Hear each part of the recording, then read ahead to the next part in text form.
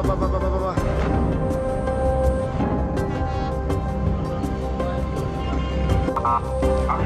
לא עוד מעט, עכשיו.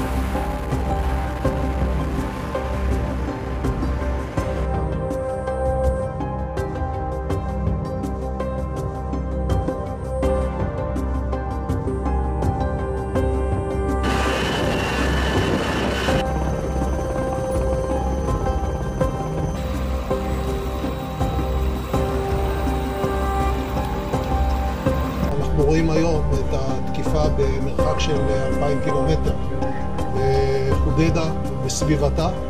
וההישגים, כמו שהם משתקפים לנו, הם מאוד מרשימים. והמשמעות היא ברורה.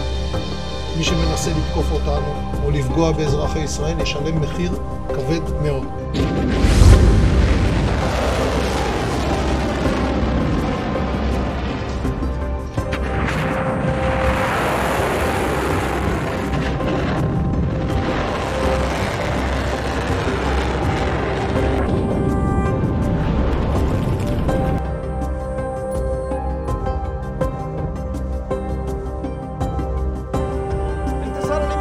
الشعب الفلسطيني وردا على جرائم العدو الصهيوني في غزة ولبنان أطلقت القوة الصاروخية